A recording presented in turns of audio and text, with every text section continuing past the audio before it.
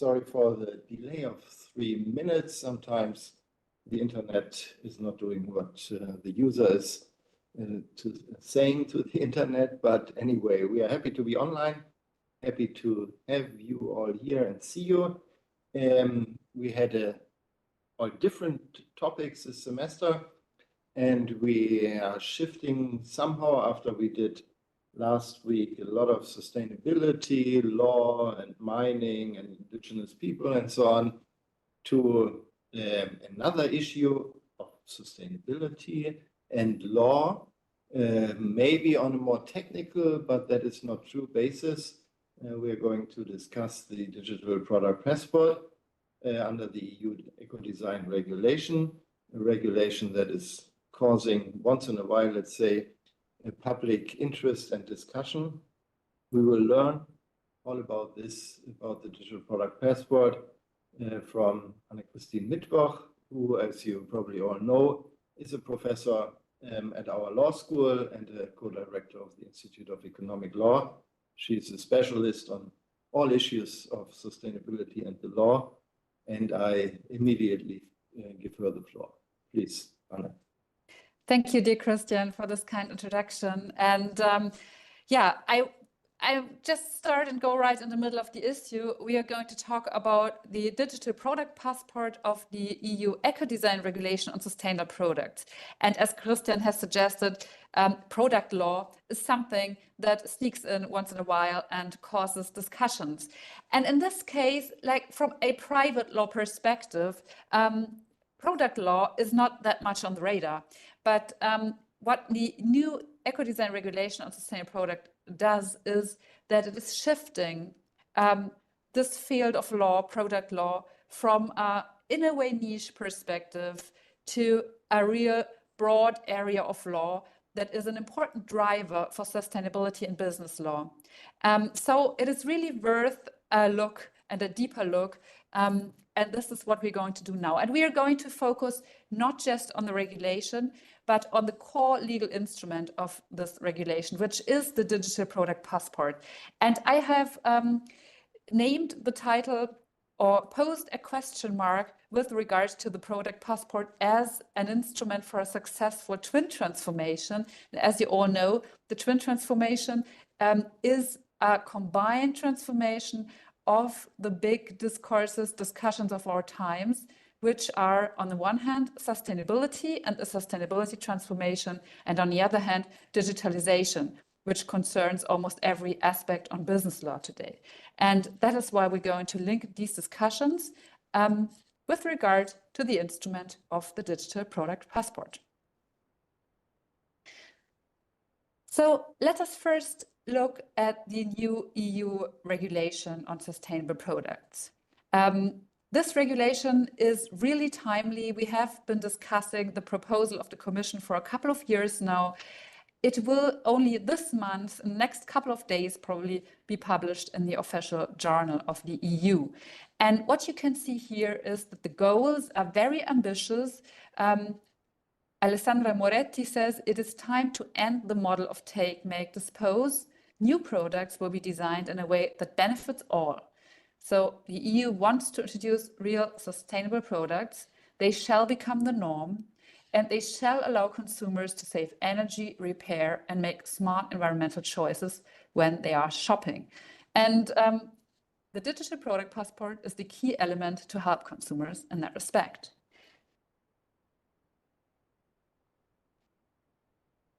So the regulatory objectives of the regulation can be found in Article 1, and this is basically what I just said. So we want to improve the environmental sustainability of products. We want to standardize sustainability, because at the moment we all have a feeling about what sustainability is, but we don't have all standardized norms within the internal market of the EU. And this is an issue for consumers and also for investors. How to do this? The idea is to introduce a passport for almost every product that contains digitized information about this product, and especially with regard to sustainability issues. And how to use it? You can all use it by taking or scanning a QR code with your mobile phone. The QR code will be put on basically all products that you can find in the supermarket. You can scan the code and then you have easy access to information that you need or that the EU Commission thinks you need. And we will look in a minute at what kind of information that can be. Before we go into the regulation in depth, we just look at the time frame that we are facing. I borrowed the slide from the EU Commission that held a webinar a couple of weeks ago in May. And as you can see, we are in June 2024 now, so the publication of the regulation in the official journal is about to happen. And then the so-called Ecodesign Forum will be established. This is a board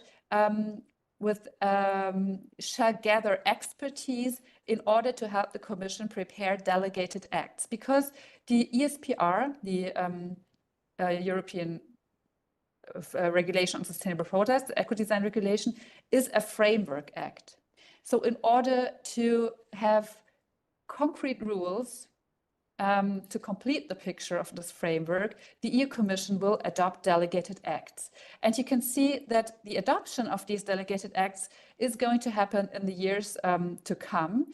And we will have an act or more acts on the DDP, the Digital Product Passport, that we are interested in today, in late 25. And then the first product requirements start to apply at the end of 2027 and beginning of 28. So in the future, but in the very near future. When it comes to this topic now, I have identified 2 research questions in order to narrow our focus a bit, because as you have already guessed, the topic is very vast. First question, the digital product passports and their legal regulation combine the 2 leading discussions of our current day and age. That is sustainability and digitization. And I find that very interesting, because we have these 2 discussions. We have them in almost every discipline that is around in academia. We also have it in law, but in law, these 2 discussions are not that much combined by now. They are led into 2 separate strands, you could say. So when we look into the product passport, we can see that now we have to combine sustainability and digitization within one legal instrument. And that is why it's so important and so interesting, in my opinion, to have it in the focus. Second question.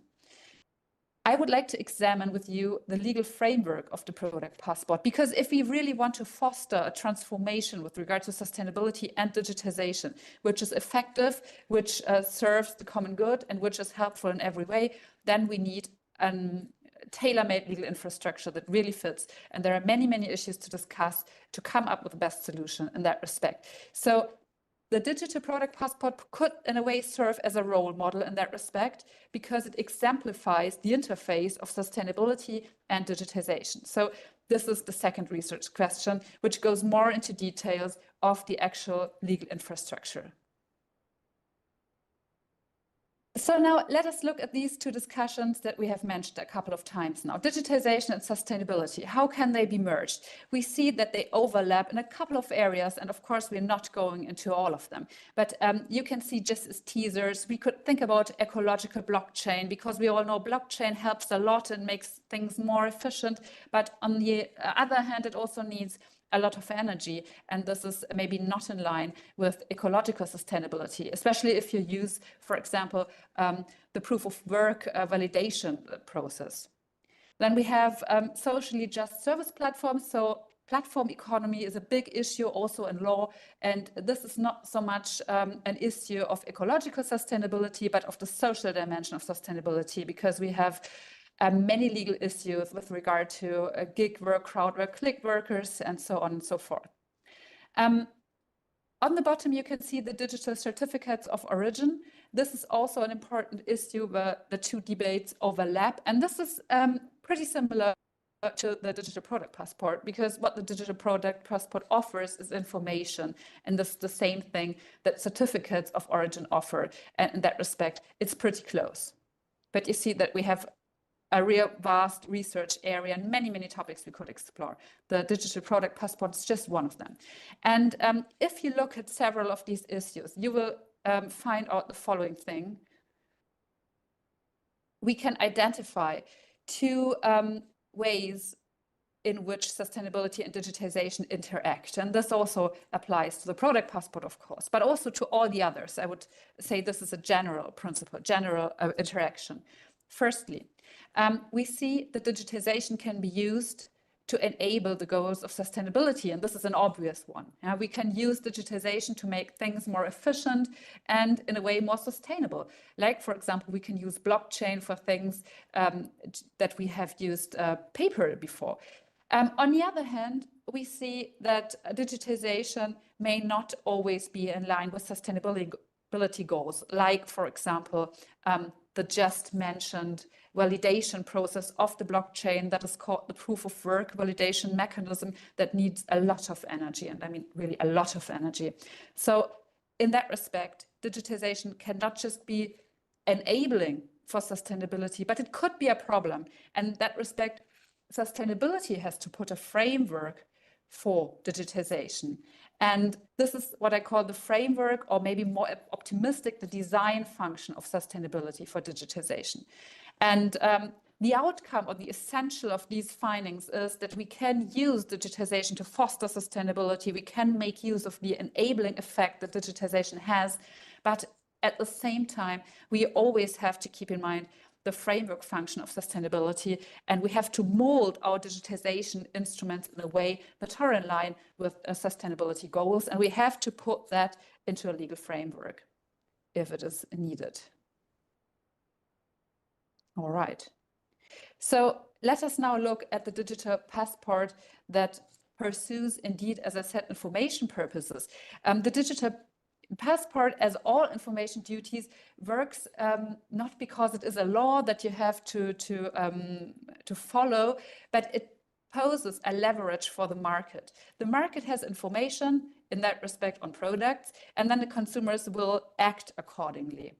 So the leverage here is the market. By providing consumers with the relevant information, the digital product passports help to reduce information asymmetries. In that way, they act similarly to certificates, and they attest sustainability characteristics to products.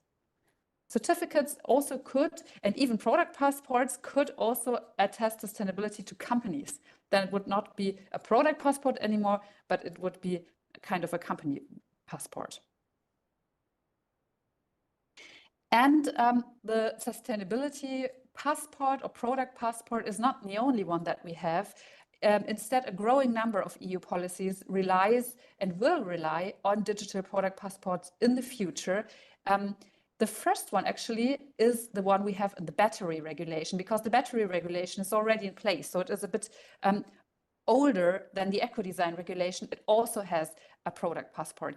Then this is envisaged also for the Toys Regulation, Detergents Regulation, Construction Product and Raw Materials Act. So the EU Commission really wants to work with this legal instrument. This is an issue that also really shows how important it is to cover digital product passports and their legal infrastructure. And when you look at business law, at the context, what is happening at the moment to foster the sustainability transformation, you will see that information duties are really the instrument that is most important for the EU Commission and has been within the last couple of years. You can see the most important acts on sustainable business law that the European legislator has adopted. And you can see that most of these acts really rely on information duties. So we have a lot of information that we need to disclose as companies and a lot of information that we have to process as consumers and investors. And digital product passports can really help here, because in a way we have to deal with the information overload or overflow that we have.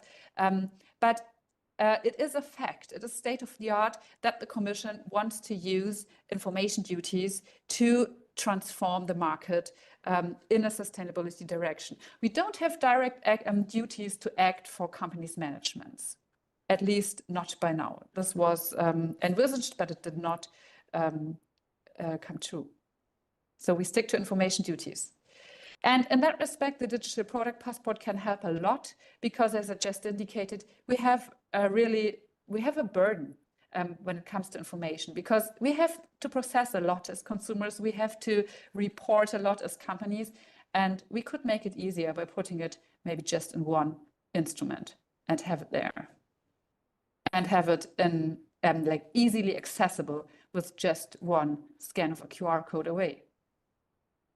And you see what can be disclosed here when you want to know where your product is coming from, which raw materials have been used, the material routes. This is also very much connected to the issue of supply chains, the production conditions, climate ethics, and so on and so forth. So even recycling guidance, everything could be put into the passport.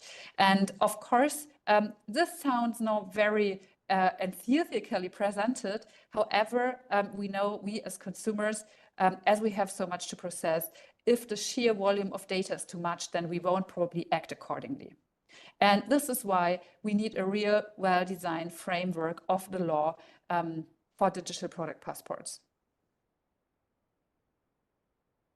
And when we're talking about the framework of the law, we have to look for a minute into the circular economy context, because the product law and the digital product passport are really like broadened as a topic and put into this context of circular economy, which is really high up on the agenda of the European Commission. The Ecodesign Directive that has been adopted in the year 2009 will now be replaced by the new regulation. And we all know that if or whenever a directive is replaced by a regulation, then we have full harmonization. And in this context, we do not only have an intensified harmonization, but we have a much broader scope now. The European Commission sees the Ecodesign Regulation even as a key instrument for a circular economy in the internal market. And the circular economy has been concretized by the Commission in the Circular Economy Action Plan. This is already the second one out of 2020. And the circular economy concept of the Commission goes far beyond the circular economy that we have introduced in Germany in the 1980s. Of course, it also contains recycling and so on and so forth, but it also starts with the extraction of the materials for the products. So it covers the production process from the beginning to the very end to have a real circular economy and not just recycling of our waste and garbage. So let us now look into the regulatory concept of the Ecodesign Regulation. Of course, the regulation is many articles long, but the Digital Product Passport is what we want to focus on here, and it is covered in Chapter 3, so not that many articles of the regulation. And I can already spoil a bit, it doesn't cover the Digital Product Passport in full details. So we have to wait a bit what the board that I presented to you in the beginning will come up with. We have to wait a bit for delegated acts that further concretize the infrastructure of the product passport. But we have, of course, content that relates to the passport, and we have this in three ways. Firstly, the Ecodesign Regulation scope of application. Scope is important because scope marks the realm in which product passports are used. Second, the information to be provided. This is, of course, crucial for the effectiveness of passports. And third, the obligated and authorized market players. And this addresses the question of who has to provide information and who is authorized to monitor the information. Let us first look at the scope. The scope is defined in Article 1 of the Ecodesign Regulation. And we can see that the scope is very broad. You can see that it is spelled out that this regulation shall apply to any physical good that is placed on the market or put into service, including components and intermediate products. So broadly speaking, this is everything. We have exceptions, of course. But when you look at the exceptions, you realize that it is not that much. We have food, feed, medicinal products, veterinary medicinal products and living plants, and so on and so forth. but you can see that the overall majority of our everyday products will be included within the scope of the regulation and will be therefore subject to digital product passports. And this is a real paradigm shift.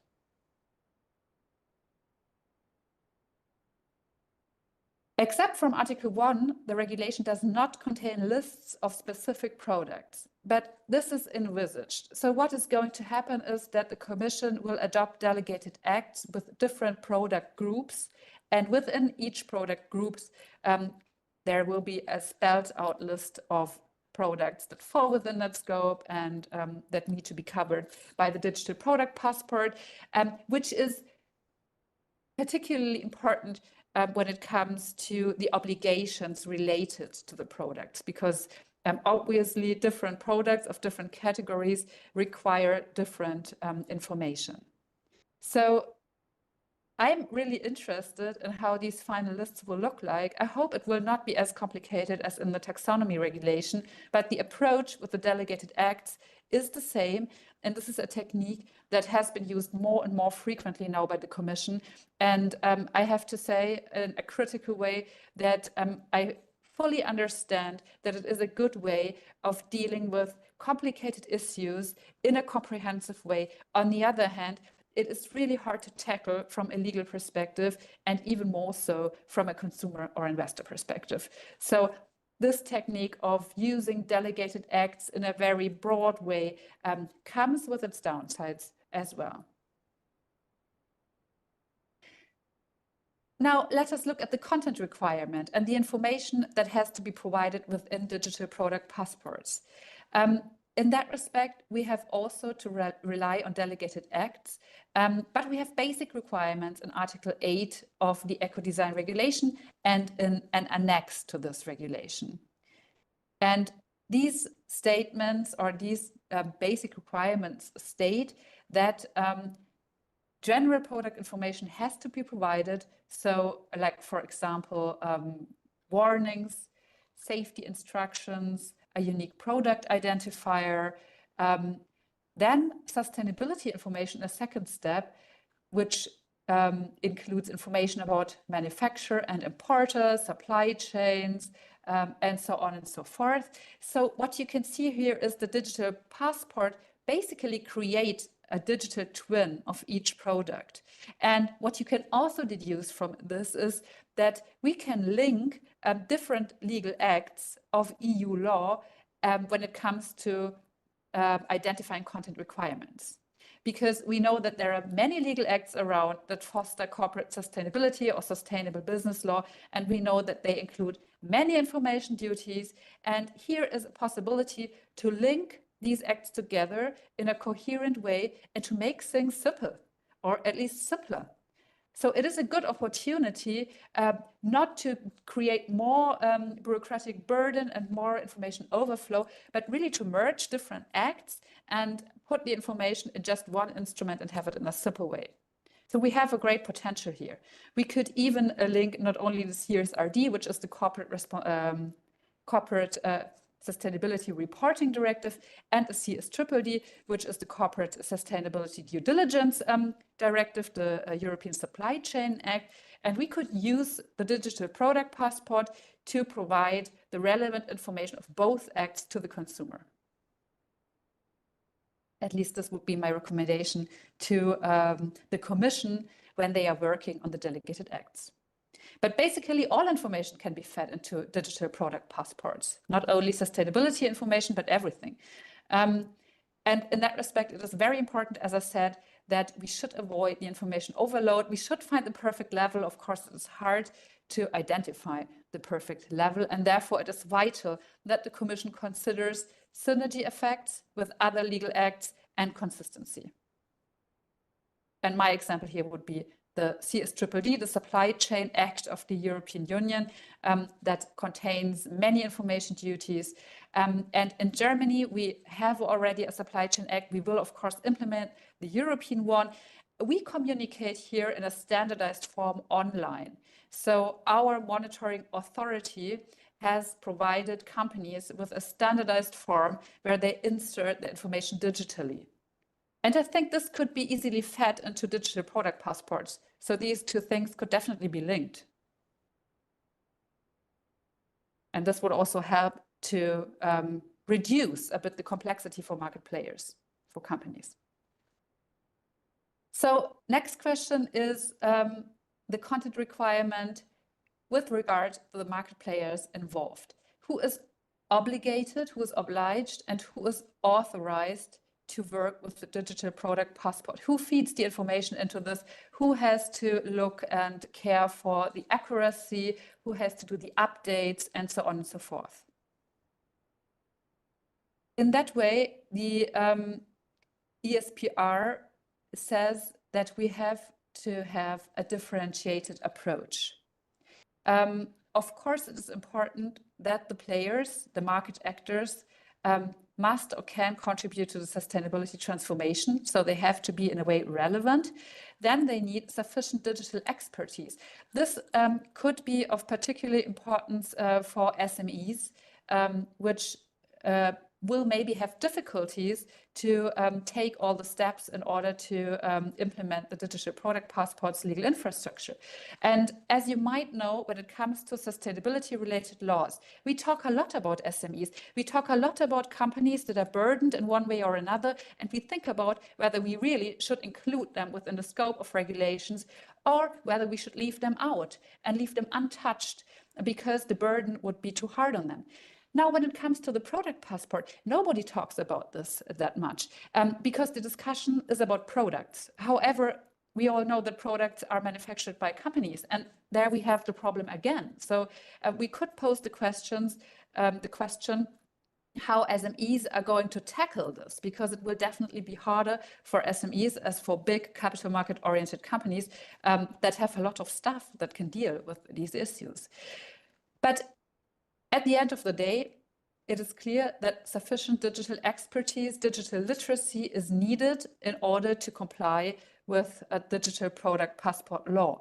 On the other hand, when it comes to us as consumers, there is no legal obligation to have digital literacy. So we all can shop or not shop, and if we shop, nobody can oblige us to scan the digital product passports, look at the information and act accordingly. So this is something that the Commission just can't do.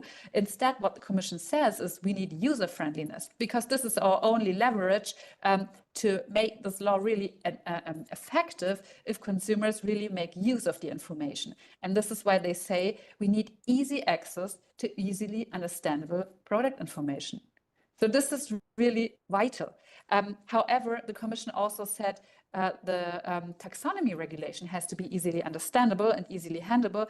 And I have to admit, this is not really what happened. So we will see how things will work with regard to the product passport. With regard to access authorization, the differentiated structure is vital, and it is already in the law. We have different stakeholders here with different interests, and the question is who receives what information. And let me illustrate this to you.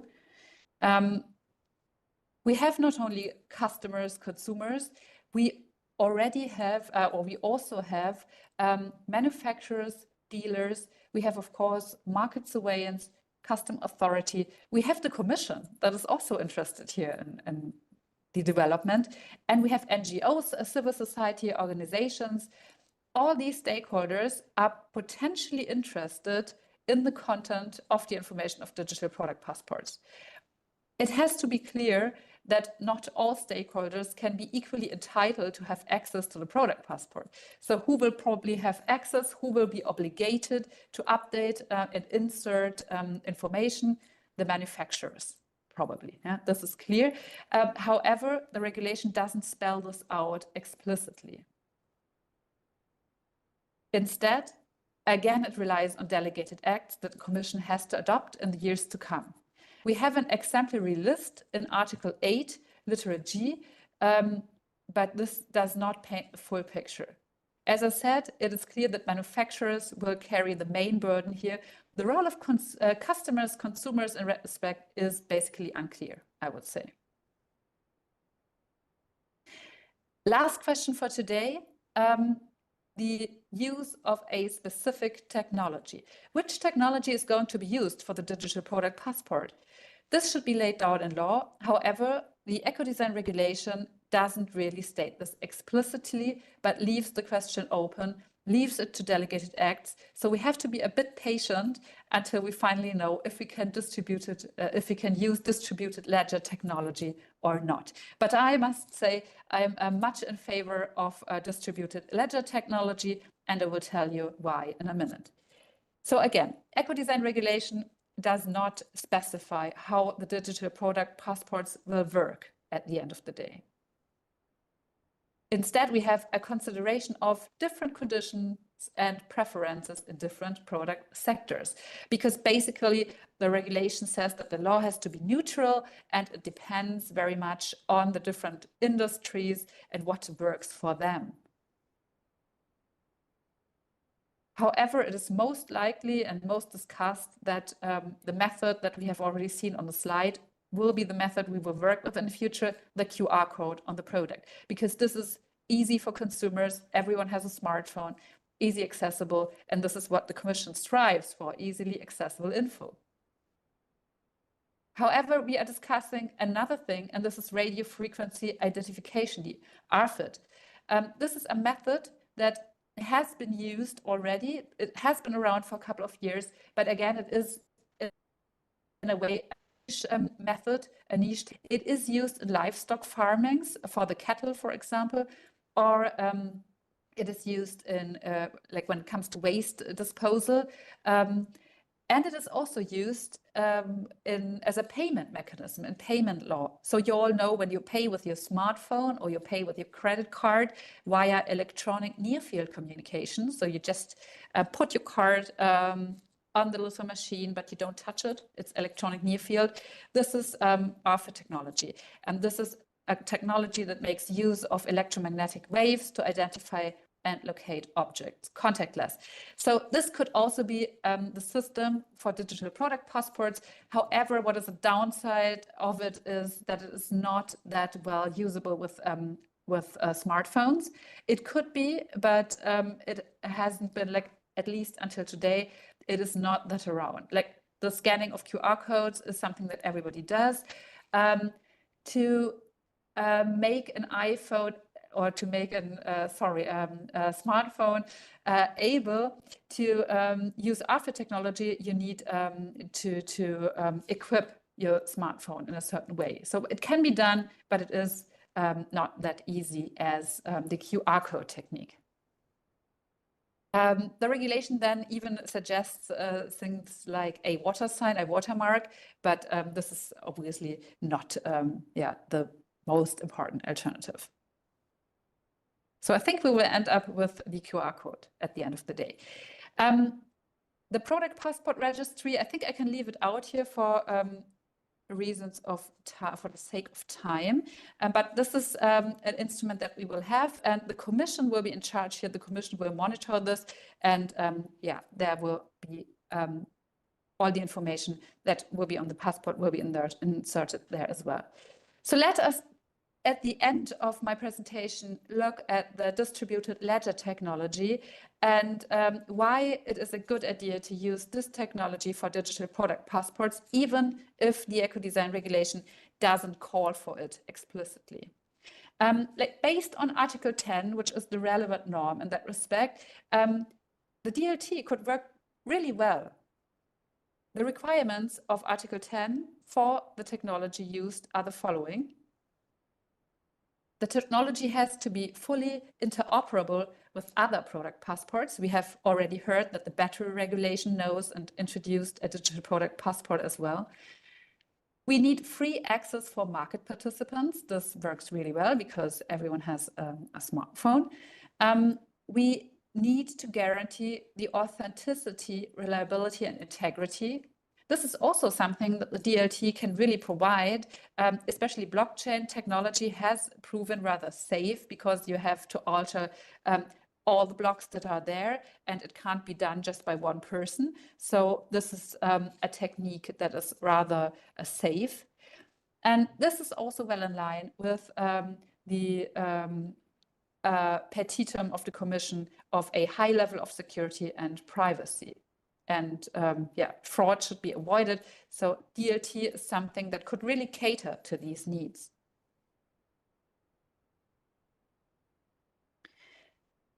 When we can look around and look at the companies that are also and already working and active in that respect, then we can easily see that there are companies outside that are already working with digital product passports, even if they're not provided for by law at the moment. And yeah, put a couple of them that I found online on the slide. They are already using the DLT or blockchain technology, and they cater to partners that want to use digital product passports voluntarily at the moment. So the method is already around, and it has already proven worth for digital product passports.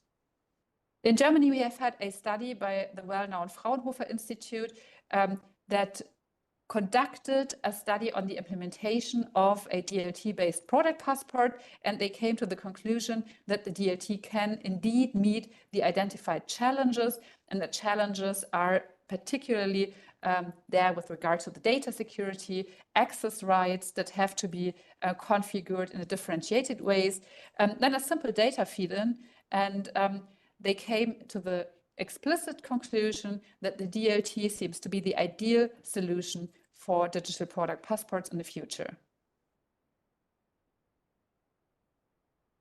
All right. And of course, they identified challenges, which are general challenges, like the lack of digitization. We don't have a digital literacy of all the population and of all companies. We don't always have a high motivation to acquire the knowledge that is needed in that respect. But this goes without saying. I mean, these are the challenges that we have to meet, and the law can be a driver, but not a solution for everything in that respect. Lastly, I want to turn your attention to recital 32 in the Ecodesign Regulation. There we find a hint of maybe the intention of the Commission to have DLT as the state-of-the-art technique for digital product passports. The recital says to ensure that the product passport is flexible, agile, and market-driven, and evolving in line with business models, markets, and innovation, it should be based on a decentralized data system set up and maintained by economic operators. So a decentralized data system is especially what the DLT is, and I guess that this will be the state-of-the-art technique for the future. I want to close this presentation with just some findings. We have seen that digital product passports are important instruments for achieving sustainability goals by means of digitization. These two discussions are linked within one legal instrument. This is what makes it really exciting. And we also see that the Ecodesign Regulation in that respect does not answer all questions that are related with the product passport, but only provides a legal framework. The Commission is responsible for the concrete design, which will be adopted by delegated acts, and there will be a development needed, and there will be a discussion needed, and I think we all can and should participate to find the best solution in that respect. Currently, we have unanswered question about the technical design and the data carrier. I would recommend the DLT. I think this will be it. Even when we read the regulation, we have hints for the DLT. And then when it comes to circular economy, it is clear that product passports cannot be underestimated in that respect, because the Commission will not just stop after having adopted the Ecodesign Regulation. There will be more legislation, and they will also use the instrument of digital product passports. So it is important to study them.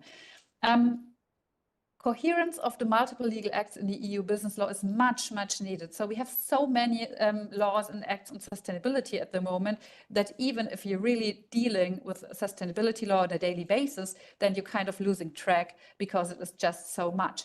And in that respect, digital product passports would be they have potential to create a system and coherence. And this potential, this opportunity should be used by the Commission when working on the delegated acts. And yeah, finally, I can just say it again, legal regulation of product passports is the core use case of twin transformation. And twin transformation is an important field of research in general. And so I close this presentation now, and I'm happy to discuss any questions with you that might have arisen. Thank you so much. And yeah, let's discuss. Ja, liebe Anne, thank you very much for the presentation. We don't have a question in chat yet, but I maybe want to start off with asking regarding potential misuse.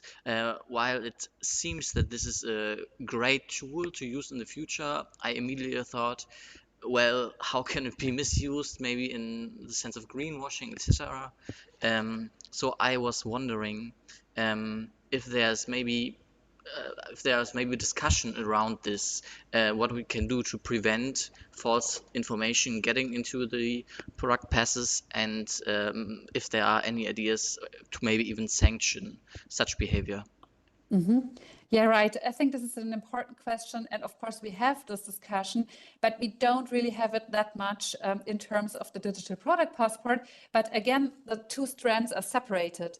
Because on the one hand, we're discussing very much in business law when it comes to sustainability law, how can we avoid greenwashing? And there it is clear that we need clear definitions of sustainability. Because as long as we do not know certainly what sustainability is or what climate neutral means, we run the risk of greenwashing when companies publish information. So the metrics here have to be very, very clear. And the EU has been working on that for the last couple of years. And we have a strong infrastructure in place. However, this has not really, I would say, trickled down on all market actors. And this is in a way due to the fact that, for example, the taxonomy regulation is so complicated. Yeah, so the taxonomy regulation really states very precisely what sustainable or sustainability means. However, you really have to work your way through it. And there are many market actors like banks, for example, and financial enterprises that say, I will not advertise my financial product as sustainable because I'm not sure if I'm committing greenwashing. Yeah, because I'm not sure if I fall within the act or not. So first answer to your question, we have the discussion, we have to really define what sustainable products are.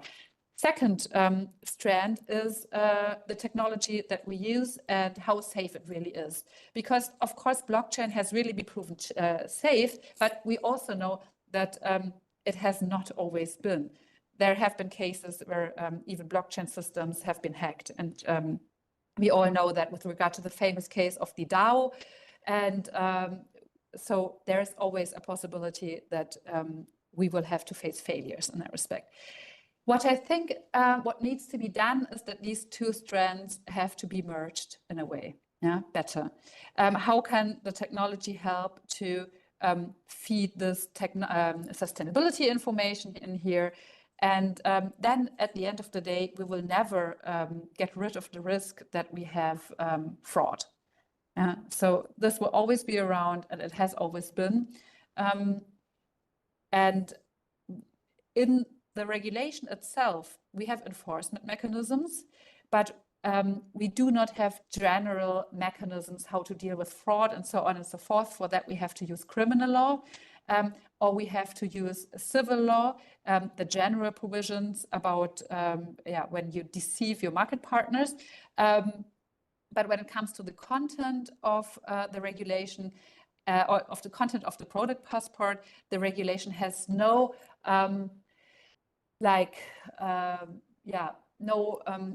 comprehensive and precise enforcement scheme, because it just enforces the product passport in itself and not all the contents. So smart mix is again the keyword here. Thank you very much.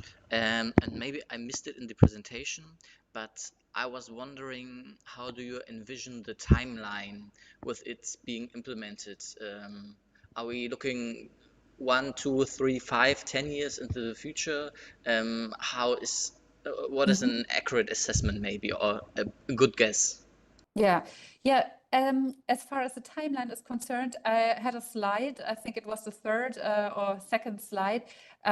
So we will have the first product passport in place at the end of, at least that is the plan, at the end of 2027, the beginning of 2028. And we will have the delegated acts about the digital product passport adopted next year, which is, I would say, a tight time frame, because the Commission now has 1 year to come up with delegated acts. And as we have seen when it comes to sustainability in financial market law, we know that the standards by the EFRAG have been delayed, and the Commission in the end said that they needed more time. But like the envisaged